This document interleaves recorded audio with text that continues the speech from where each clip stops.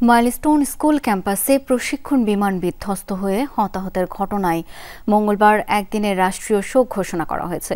দেশের সব সরকারি, আধা সরকারি, স্বায়ত্তশাসিত প্রতিষ্ঠান, শিক্ষা প্রতিষ্ঠানে জাতীয় পতাকা অর্ধনমিত থাকবে। পাশাপাশি সব সরকারি, বেসরকারি ভবন ও বিদেশে বাংলাদেশি মিশনেও জাতীয় পতাকা অর্ধনমিত থাকবে। এই ঘটনায় শোক জানিয়েছেন রাষ্ট্রপতি মোহাম্মদ শাহাবুদ্দিন ও প্রধান উপদেষ্টা ডক্টর মোহাম্মদ ইউনূস। শোক বার্তায় প্রধান উপদেষ্টা বলেন, এই ঘটনায় যে ক্ষতি হয়েছে তা অপূরণীয়।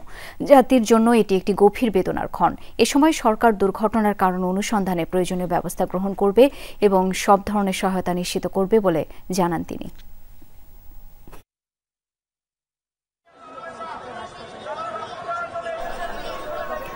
বিমান বিধ্বস্তের ঘটনায় শোক ও সমবেদনা জানিয়েছে বিভিন্ন রাজনৈতিক দল। বিভিন্ন হাসপাতালে আহতদের দেখতেও ছুটে গিয়েছেন রাজনৈতিক দলের নেতারা। বিকালে রাজধানীর বার্ন ইনস্টিটিউটে আহতদের দেখতে ও চিকিৎসার খোঁজ খবর নিতে যান বিএনপি মহাসচিব মির্জা ফখরুল ইসলাম আলমগীর।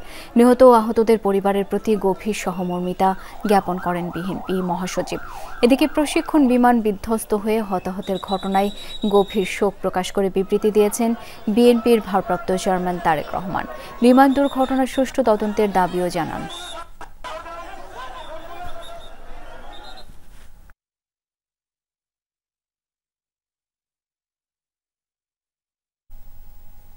বিকালে রাজধানীর উত্তর আধুনিক মেডিকেল কলেজে আহতদের খোঁজ খবর নিতে যান জামায়াত ইসলামের আমির ডাক্তার শফিক রহমান ও সেক্রেটারি জেনারেল অধ্যাপক মিয়া গোলাম পরোয়ার। এ সময় জামায়াত আমির আহতদের চিকিৎসার খোঁজ খবর নেন ও চিকিৎসকদের সর্বোচ্চ চিকিৎসা প্রদানের পরামর্শ দেন। আমাদের একটা ছেলে মেয়েও যেন এই অবস্থায় দুনিয়া থেকে বিদায় না নেয়, আল্লাহ যেন সবাইকে হায়াত ফিরিয়ে দেন। আর পরিবারগুলো এখনো জানে না তাদের কলিজার টুকরা কে কোথায় কিভাবে আছে।